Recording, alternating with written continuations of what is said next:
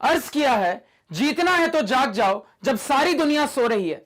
जीतना है तो जाग जाओ जब सारी दुनिया सो रही है। इस सवाल में कंचों पे बात हो रही है, बोलो वाह वाह। तो मैं हूं प्रिंस और स्वागत करता हूं आपका मैग्नेट ब्रेन्स में। तो हम बेसिकली क्लास 10th में मैथ्स का अपना चैप्टर प्रोबेबिलिटी देख रहे थे सर, और प्रोबेबिलिटी में पार्ट 4 के अंतर्गत हम मिसलेनियस के बहुत सारे शानदार और एग्जाम पॉइंट ऑफ व्यू से इंपॉर्टेंट वैरायटीज को सॉल्व कर रहे थे। तो अपनी इसी सीरीज को कंटिन्यू करते हुए सर एक और तगड़ा सवाल देख लेते हैं, एक शानदार जानदार मजेदार एग्जाम पॉइंट ऑफ व्यू से बहुत ज्यादा क्रूशियल और इंपॉर्टेंट सवाल। और इस पर्टिकुलर सवाल की वैरायटी को देख के आपकी कुछ पुरानी यादें ताजा होनी चाहिए सर, क्योंकि इस टाइप की वैरायटी हमने पहले भी टैकल की है। तो वैरायटी की पहचान क्या है सर? तो यहां पे वैरायटी के अंदर मुझे बहुत क्लियरली दिख रहा है कि हमें प्रोबेबिलिटीज की वैल्यू बता दी गई है और हमसे किसी अननोन डेटा की वैल्यू पूछी जा रही है। तो इस वैरायटी को टैकल करने के मल्टीपल मेथड्स हम ऑलरेडी बहुत अच्छे से सीख के आ रहे हैं। तो इस सवाल को भी मल्टीपल मेथड से सॉल्व करेंगे, लेकिन उससे पहले अपने सवाल को पढ़ लेते हैं सर। सवाल में यहां पे कह रहा है कि the probability of selecting a green marble at random from a jar that contains only green, white and yellow marbles is 1/4. The probability of selecting a white marble at random from the same jar is 1/3. If this jar contains 10 yellow marbles, what is the total number of marbles in the jar? अब यहां पे बिना time waste किए अपने सवाल की surgery start करते हैं। तो जितना कहूंगा बिल्कुल ध्यान से सुनना। सवाल सबसे पहले आपसे कह रहा है सर कि एक जार है और इस जार के अंदर बहुत सारे मार्बल्स हैं। कितने मार्बल्स हैं नहीं बताया, बस इतना बोला है कि जार के अंदर बहुत सारे मार्बल्स हैं। इसके बाद सवाल आपको कहता है कि आपके जार के अंदर जितने भी मार्बल्स हैं वो इन्हीं 3 कलर्स में डिवाइडेड है सर। यानी कि आपके जार के अंदर जितने भी मार्बल्स हैं वो या तो ग्रीन कलर के हैं, या तो वो व्हाइट कलर के हैं, या फिर वो येलो कलर के हैं। कितने ग्रीन कलर के मार्बल्स हैं सवाल ने आपको अगेन नहीं बताया। कितने व्हाइट कलर के मार्बल से अगेन सवाल ने आपको नहीं बताया। लेकिन सवाल ने आपको यह बता दिया है कि आपके जार के अंदर 10 येलो कलर के मार्बल्स हैं। इसके बाद सवाल आपको 2 प्रोबेबिलिटी की वैल्यू बता रहा है। ध्यान से सुनना क्या क्या। तो सबसे पहले सवाल आपको बता रहा है कि अगर आप इन मार्बल्स से भरे जार में से रैंडमली एक मार्बल को बाहर निकालते हो तो आपके द्वारा बाहर निकाला गया वो एक मार्बल एक ग्रीन कलर का मार्बल होगा। इस बात की संभावना इस बात की प्रोबेबिलिटी 1/4 के बराबर है। अगेन सवाल आपको कहता है कि अगर आप इन मार्बल से भरे जार में से रैंडमली एक मार्बल को बाहर निकालते हो तो आपके द्वारा निकाला गया वो एक मार्बल एक व्हाइट कलर का मार्बल होगा। इस बात की संभावना, इस बात की प्रोबेबिलिटी 1/3 के बराबर है। अब इतना कहने के बाद फाइनली सवाल आपसे पूछ रहा है कि बताओ जार के अंदर इन टोटल कितने मार्बल्स हैं। सवाल फिर से रिपीट मार रहा हूं, ध्यान से सुनना। सवाल ने आपको बता दिया है सर कि एक जार है और जार के अंदर बहुत सारे मार्बल्स हैं। इन टोटल जार के अंदर कितने मार्बल्स हैं सवाल ने आपको नहीं बताया। इसके साथ साथ सवाल ने आपको यह भी बता दिया है कि जार के अंदर जितने भी मार्बल्स हैं वो इन्हीं 3 कलर्स में डिवाइडेड है। यानी कि आपके जार के अंदर जितने भी मार्बल्स हैं वो या तो ग्रीन कलर के हैं, या तो वो व्हाइट कलर के हैं, या फिर वो येलो कलर के हैं।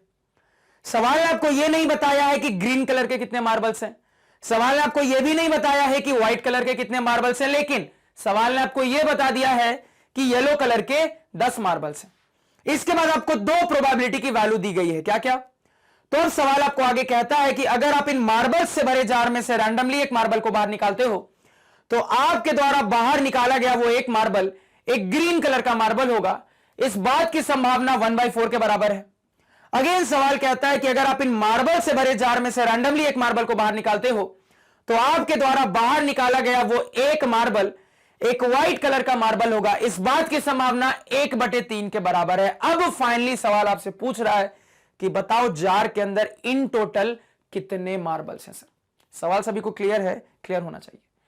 और यही नहीं, सवाल आपसे और भी चीजें पूछ सकता था। क्या क्या? ध्यान से सुनना। सवाल यहां पे आपसे यह भी पूछ सकता था सर कि बताओ जार के अंदर कितने ग्रीन कलर के मार्बल्स हैं। सवाल आपसे यह भी पूछ सकता था सर कि बताओ जार के अंदर कितने व्हाइट कलर के मार्बल्स हैं। कुछ भी पूछे हम बड़ी आसानी से निकाल सकते हैं सर। तो अब सवाल को सॉल्व करना स्टार्ट करते हैं अपने मेथड नंबर 1 के साथ। अब देखो मेथड नंबर 1 में कौन सा कंसेप्ट लगाएंगे। तो मैंने आपको बहुत अच्छे से बताया था सर, 9th का वो बहुत इंपॉर्टेंट कंसेप्ट जो कि कहता है कि अगर आप अपने रैंडम एक्सपेरिमेंट के लिए एक पर्टिकुलर तरीके से आउटकम को डिफाइन करने के बाद अगर उसके सारे पॉसिबल आउटकम्स को लिख लेते हो और उसके सारे पॉसिबल आउटकम्स को अगर आप एक एक इवेंट बना देते हो और उसके बाद अगर आप सारे इवेंट्स की प्रोबेबिलिटी निकालोगे तो आप पाओगे कि आपके सारे इवेंट्स की प्रोबेबिलिटी का जो सम होगा, जो जोड़ होगा, वो हमेशा 1 के बराबर आएगा। इसी कंसेप्ट को अप्लाई करेंगे यहां पे अपने मेथड नंबर 1 पे। अब देखो, अपनी इस पर्टिकुलर रैंडम एक्सपेरिमेंट के लिए एक पर्टिकुलर तरीके से आउटकम को डिफाइन करने के बाद मैं अपने सारे पॉसिबल आउटकम्स को लिख लेता हूं। क्या क्या होंगे ध्यान से देखना। क्या लिख दिया सर मैंने? तो मैंने अपने रैंडम एक्सपेरिमेंट के लिए एक पर्टिकुलर तरीके से आउटकम को डिफाइन करने के बाद अपने सारे पॉसिबल आउटकम्स लिख दिए हैं सर, क्योंकि यहां पे क्लियरली मुझे दिख रहा है कि अपने जार में से वो जो एक रैंडम मार्बल मैं बाहर निकालूंगा सर, वो मार्बल या तो ग्रीन कलर का मार्बल होगा, या तो वो व्हाइट कलर का मार्बल होगा, या तो वो येलो कलर का मार्बल होगा। क्या आपको इन 3 के अलावा कोई चौथी पॉसिबिलिटी दिख रही है? तो आप कहोगे बिल्कुल नहीं सर, यही 3 पॉसिबिलिटी यहां पे हो सकती है, यही हमारे सारे पॉसिबल आउटकम अपने रैंडम एक्सपेरिमेंट के हो सकते हैं सर, इसके अलावा कोई चौथी पॉसिबिलिटी नहीं हो सकती। क्योंकि मुझे बहुत क्लियरली सवाल ने बताया है कि जार के अंदर जितने भी मार्बल्स हैं वो इन्हीं 3 कलर के हैं। तो अगर आपके सारे मार्बल्स इन्हीं 3 कलर्स में डिवाइडेड हैं सर, तो अगर आप रैंडमली एक मार्बल को बाहर निकालोगे तो आपके द्वारा निकाला गया वो एक मार्बल या तो ग्रीन कलर का मार्बल होगा, या तो वो व्हाइट कलर का मार्बल होगा, या फिर वो येलो कलर का मार्बल होगा। इसके अलावा कोई चौथी पॉसिबिलिटी नहीं हो सकती। तो यहां पे हमने एक पर्टिकुलर तरीके से आउटकम को डिफाइन करने के बाद सारे पॉसिबल आउटकम्स लिख लिए। अब अगर मैं अपने सारे पॉसिबल आउटकम्स को एक एक इवेंट बनाने के बाद उन्हीं की प्रोबेबिलिटी निकाल लूंगा तो मैं तुरंत कह दूंगा कि हमारे सारे प्रोबेबिलिटीज का सम 1 के बराबर आना चाहिए। अब मान लो इसकी प्रोबेबिलिटी को मैं P1 से डिनोट कर देता हूं, इस वाले की प्रोबेबिलिटी को मान लो मैं P2 से डिनोट कर देता हूं, इस वाली प्रोबेबिलिटी को मैं मान लो P3 से डिनोट कर देता हूं। तो अपने कंसेप्ट के हिसाब से मैं यहां पे तुरंत कह सकता हूं सर कि P1, P2 और P3 का जो सम होगा सर वो 1 के बराबर होगा। अब देखो, P1 और P2 की वैल्यू सवाल ने आपको ऑलरेडी बता दी, क्योंकि सवाल ने आपको बता दिया है कि अगर आप अपने मार्बल से भरे जार में से रैंडमली एक मार्बल को बाहर निकालते हो तो आपके द्वारा निकाला गया वो एक मार्बल एक ग्रीन कलर का मार्बल होगा। इस बात की संभावना 1/4 के बराबर है, यानी कि P1 की वैल्यू आपको बता दी गई है। किसके बराबर है सर? 1/4 के बराबर। प्लस P2 की भी वैल्यू बता दी गई है, यानी कि वो जो एक रैंडम मार्बल आप बाहर निकालोगे सर वो एक व्हाइट कलर का मार्बल होगा। इस बात की भी संभावना सवाल ने आपको बता दी है कि 1/3 के बराबर है।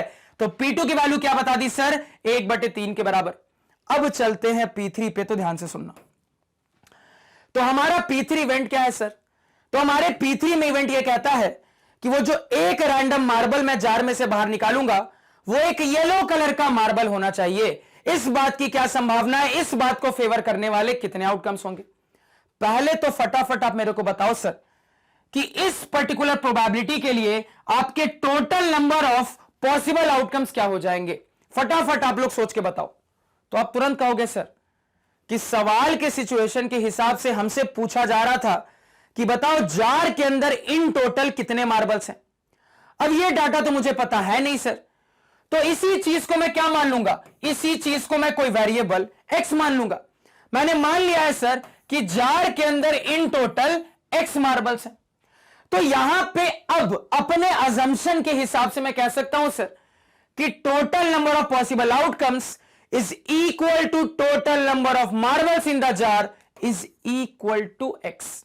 क्योंकि मुझे बहुत क्लियरली यहां पे दिख रहा है सर कि अगर मेरे जार के अंदर अपने अजम्पशन के हिसाब से इन टोटल x मार्बल्स हैं, तो अगर मैं रैंडमली किसी एक मार्बल को बाहर निकालता हूं तो मेरे द्वारा निकाला गया वो एक मार्बल इन x मार्बल्स में से कोई भी एक मार्बल हो सकता था। क्योंकि यहां पे क्लियरली मुझे दिख रहा है सर कि मेरे द्वारा रैंडमली निकाला गया वो एक मार्बल इन x मार्बल्स में से कोई भी एक मार्बल हो सकता था। यानी कि इस सिचुएशन के हिसाब से मैं यहां पे कह सकता हूं कि total number of possible outcomes is equal to total number of marbles in the jar which according to our assumption is equal to x। समझ में आया क्या? बिल्कुल आना चाहिए सर।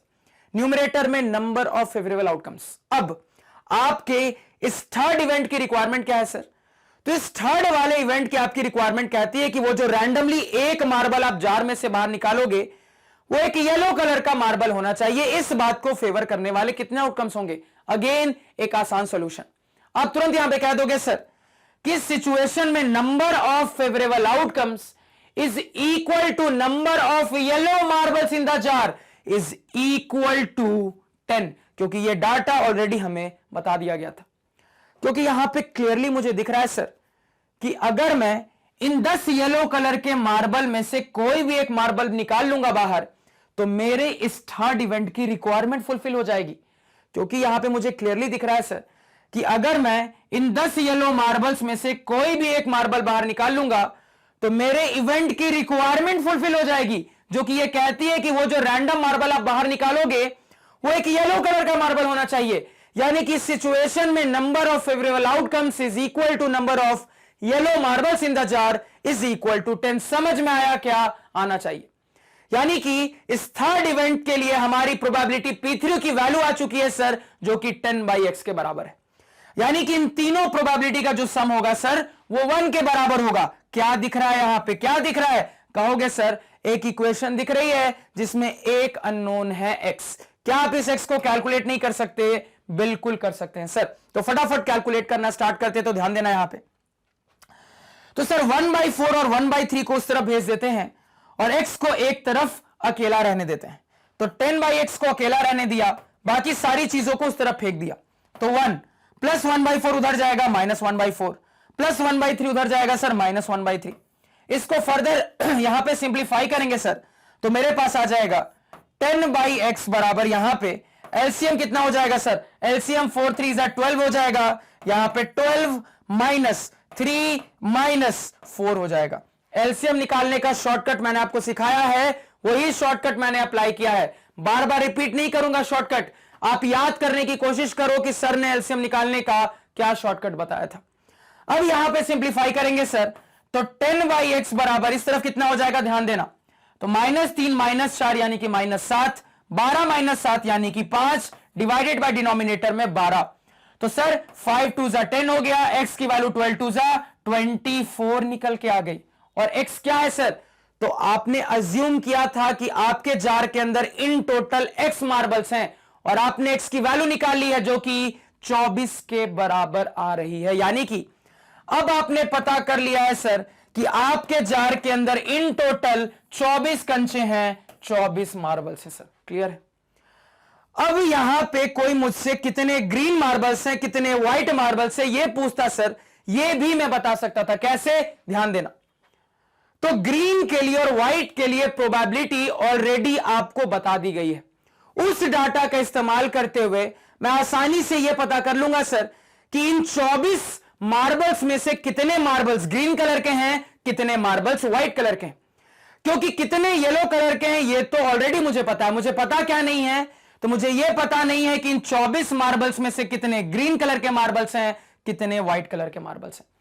तो इन दोनों डेटा को भी अब कैलकुलेट करने की कोशिश करते हैं। ध्यान से सुनना। तो ग्रीन के लिए आपको प्रोबेबिलिटी क्या बताई गई है सर? तो ग्रीन के लिए आपको जो प्रोबेबिलिटी बताई गई है सर वो 1/4 के बराबर है। तो अगर मैं आपसे पूछूं सर कि प्रोबेबिलिटी निकालने का जनरल तरीका बहुत अच्छे से जानते हो, जनरल मेथड बहुत अच्छे से जानते हो, उस मेथड को अप्लाई करके आप यहां पे प्रोबेबिलिटी निकाल के बताओ तो क्या जवाब दोगे?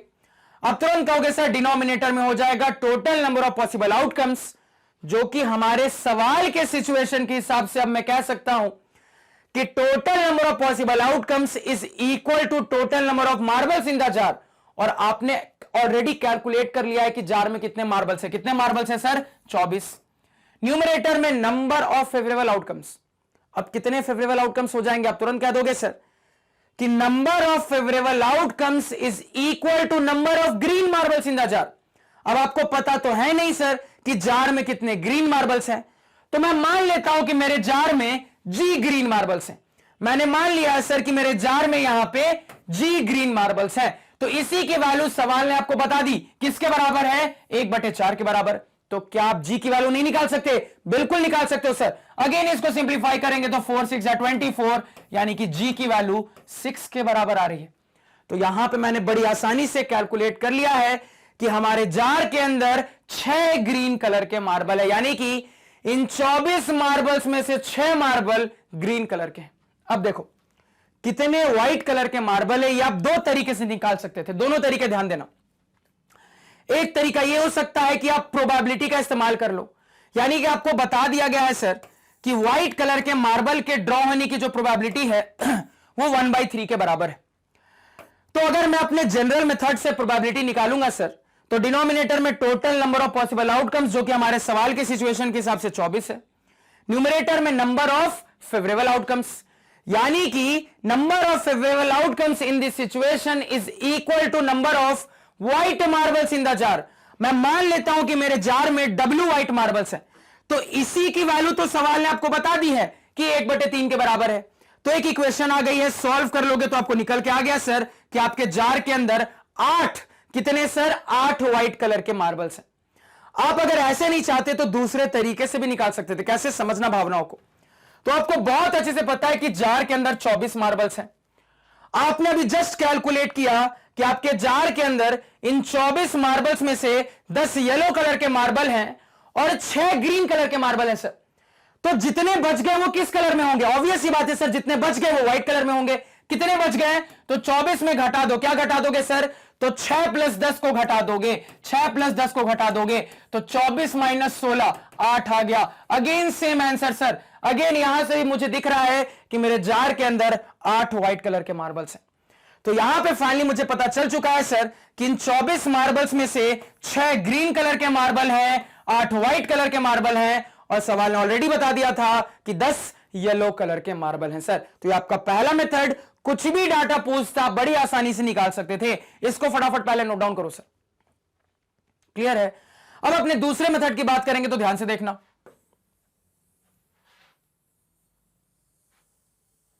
अब अपने मेथड नंबर 2 की बात कर लेते हैं सर, और एक बार फिर से देख लेते हैं कि सवाल ने हमें क्या क्या नहीं बताया था। तो सवाल ने हमें यह नहीं बताया सर कि जार के अंदर कितने ग्रीन कलर के मार्बल्स हैं। सवाल ने हमें यह भी नहीं बताया सर कि जार के अंदर कितने व्हाइट कलर के मार्बल्स हैं। और इसके साथ साथ सवाल ने हमें यह भी नहीं बताया सर कि जार के अंदर इन टोटल कितने मार्बल्स हैं। यानी कुल मिला के सवाल ने हमें 3 चीजें नहीं बताई है। अब अगर मैं इस बेसिस पे सोचना स्टार्ट करूंगा तो तुरंत मेरे दिमाग में क्लिक करना चाहिए कि 3 चीजें मालूम नहीं है, यानी कि 3 वेरिएबल का इस्तेमाल करना पड़ेगा। तुरंत मेरे दिमाग में क्लिक करेगा सर कि 1 2 3 चीजें मालूम नहीं है, यानी कि 3 वेरिएबल का इस्तेमाल करना पड़ेगा। तो रैंडमली एक को x कह दिया, दूसरे को y कह दिया, तीसरे को z कह दिया। लेकिन यहां पे मैं आपसे कहना चाहूंगा सर कि भले ही आपको 3 चीजें मालूम नहीं है, लेकिन अगर आप थोड़ा सा दिमाग लगाओगे तो आप पाओगे सर कि आपका काम 2 वेरिएबल से ही हो जाएगा। आपको तीसरे वेरिएबल तक जाने की जरूरत ही नहीं है। मैं आपको कह रहा हूं सर कि यहां पे थोड़ा सा दिमाग लगाओगे तो आप पाओगे कि भले ही आपको 3 चीजें मालूम नहीं है, लेकिन उसके बाद भी सिर्फ और सिर्फ 2 वेरिएबल की मदद से आपका काम हो जाएगा। आपको अननेसेसरली तीसरे वेरिएबल तक जाने की कोई जरूरत ही नहीं है। कैसे, देख लेते हैं सर। मान लो मैंने अज्यूम कर लिया कि हमारे जार के अंदर x ग्रीन कलर के मार्बल्स हैं। अगेन मैंने अज्यूम कर लिया कि हमारे जार के अंदर y व्हाइट कलर के मार्बल्स हैं। तो अगर इतना मैंने अज्यूम कर लिया है ना सर, तो जार के अंदर इन टोटल कितने मार्बल्स हैं, इसको मुझे z मानने की कोई जरूरत ही नहीं है। कैसे समझते हैं? तो सवाल ने हमें शुरुआत में बता दिया था कि हमारे जार के अंदर इन्हीं 3 कलर में मार्बल्स हैं सर। और यहां पे जब आपने यह अजम्पशन ले लिया है, तो क्या इस डाटा के बेसिस पे सीधे सीधे आप ये नहीं बता सकते कि आपके जार में इन टोटल कितने मार्बल्स हैं? आप कहोगे बिल्कुल बता देंगे सर, क्योंकि ऑब्वियस ही बात है सर, इन्हीं 3 क्वांटिटीज को जोड़ दोगे, इन्हीं 3 क्वांटिटीज को ऐड कर दोगे तो आपको पता चल जाएगा कि आपके जार में इन टोटल कितने मार्बल्स हैं। आपके जार में आखिर इन टोटल मार्बल्स कितने होंगे सर? तो आपके जार में जितने ग्रीन कलर के मार्बल्स हैं, जितने व्हाइट कलर के मार्बल्स हैं, जितने येलो कलर के मार्बल्स हैं, सबको जोड़ दूंगा, सबको ऐड कर दूंगा, तो ऑब्वियसली मेरे सामने निकल के आ जाएगा कि मेरे जार में इन टोटल कितने मार्बल्स हैं सर। तो यहां पे अननेसेसरली टोटल को z मानने की कोई जरूरत ही नहीं थी सर। आप सिंपली इनको ऐड कर दोगे तो इन टोटल कितने मार्बल से निकल कर आ जाएगा। तो इससे फायदा क्या हुआ? फायदा यह हुआ सर कि आप अननेसेसरली एक वेरिएबल से बच गए। अब आपका काम दो वेरिएबल में ही हो जाएगा सर।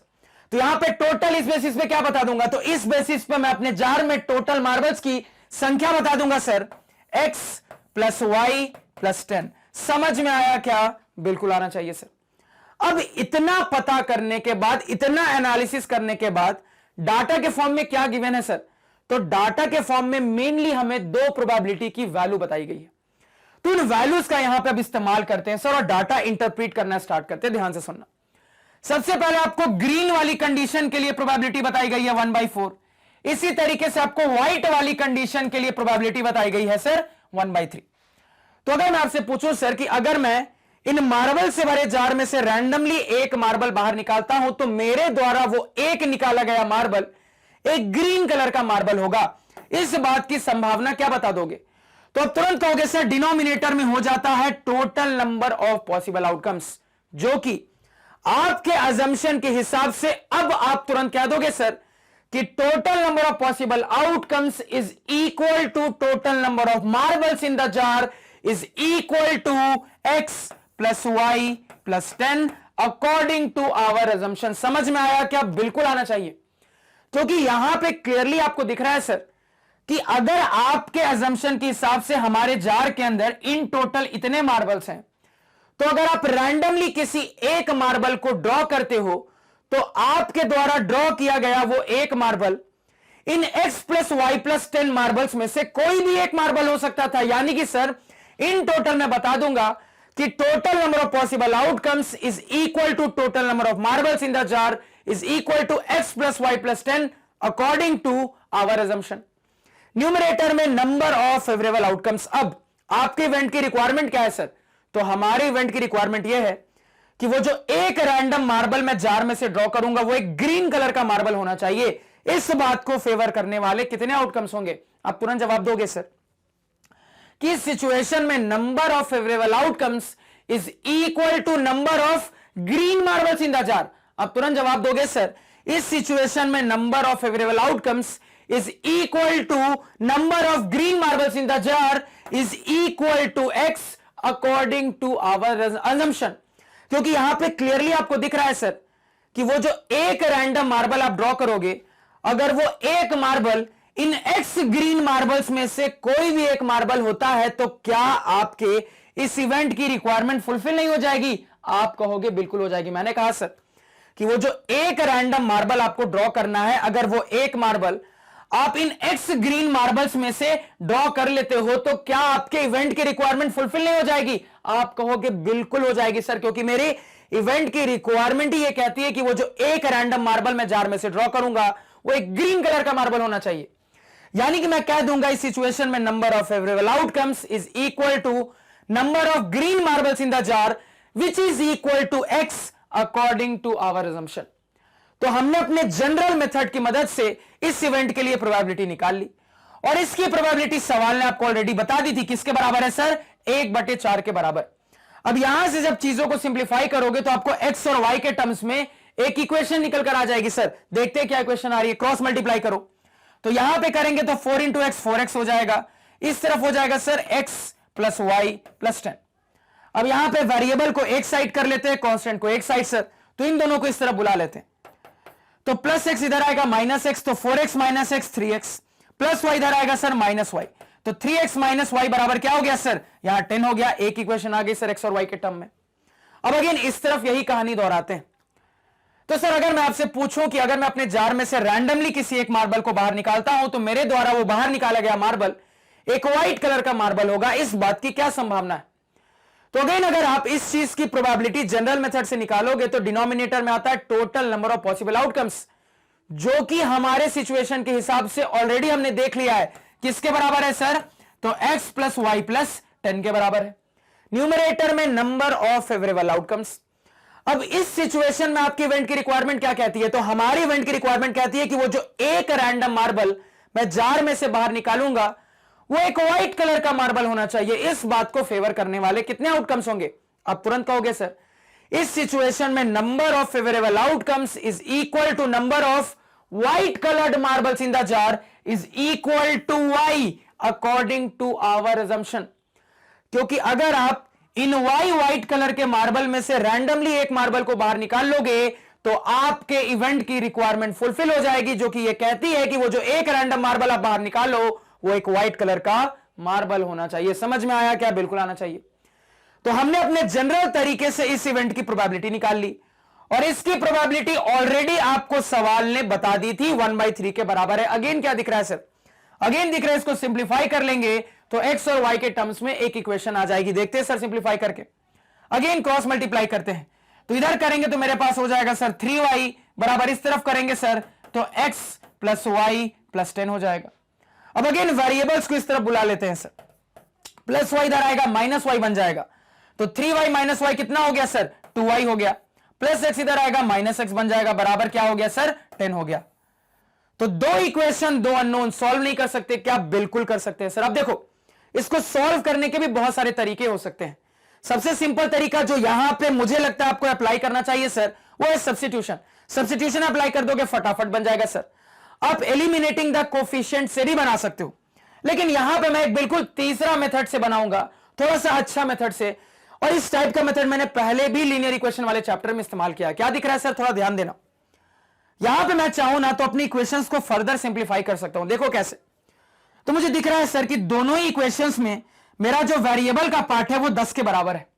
तो ध्यान देना, गधा बराबर घोड़ा, गधा बराबर हाथी। ध्यान देना, गधा बराबर घोड़ा, गधा बराबर हाथी।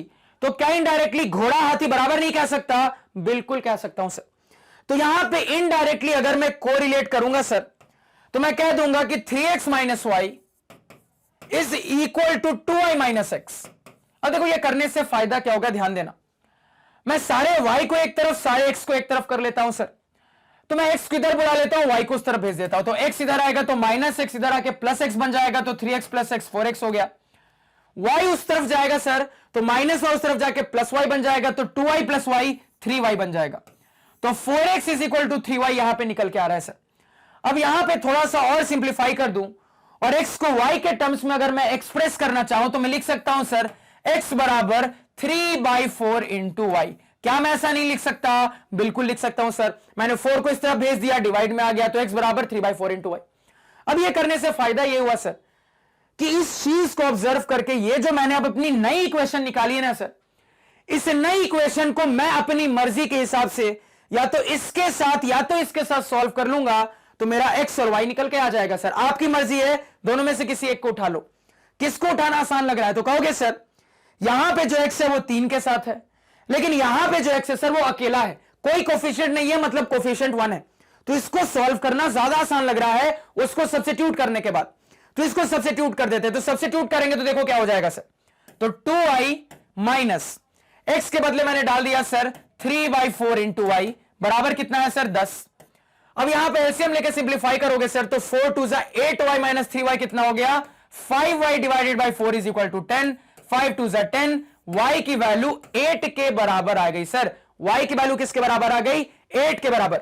और y आपने किसको माना था?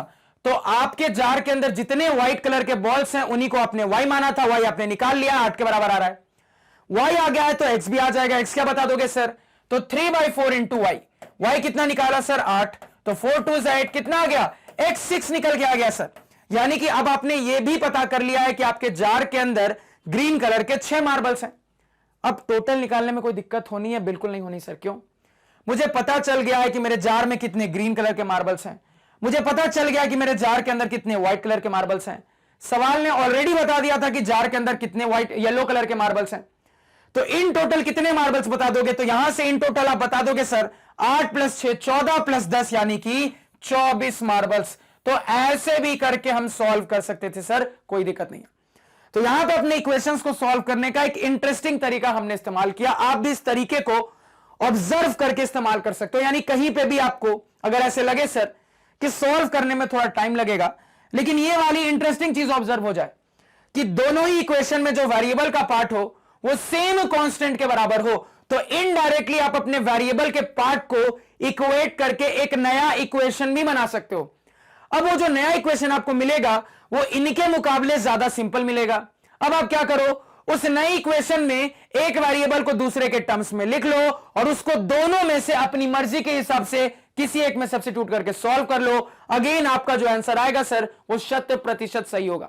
तो नॉर्मल तरीके से तो बना ही सकते हो, ऐसे भी बना सकते हो। तो एक ही सवाल में बहुत सारी चीजें मैंने आपको बताई। आई होप आपने इंजॉय किया होगा सर सवाल को। क्लियर है? फटाफट चीजों को नोट डाउन करो, जो इंपॉर्टेंट लगे सब कुछ नोट डाउन करो। तो अब हमारे सवाल की कहानी कंप्लीट होती है सर। तो मैं उम्मीद करूंगा कि सवाल में दोनों मेथड्स में मैंने आपको जितने भी कंसेप्ट बताए वो आपको बहुत अच्छे से क्लियर है, कहीं पे भी किसी किस्म का डाउट नहीं है। इन केस कहीं पे भी किसी भी किस्म का डाउट होता है सर, तो आप मेरे इस लेक्चर को उस पॉइंट पे दोबारा से देखें, आपका डाउट अपने आप क्लियर हो जाएगा। अगर इसके बाद भी डाउट क्लियर नहीं होता तो जरूर से मुझे कमेंट सेक्शन में बताएं। तो आज के पढ़ाए हुए नोट्स आप हमारी ऑफिशियल वेबसाइट magnetbrains.com से डाउनलोड कर सकते हैं, जिसका लिंक वीडियो के डिस्क्रिप्शन में है। magnetbrains.com पे आपको क्लास 4 से लेकर 12 तक सारे सब्जेक्ट और कोर्सेज मिल जाते हैं, वो भी सिस्टमैटिक ऑर्डर में अरेंज्ड। Thank you.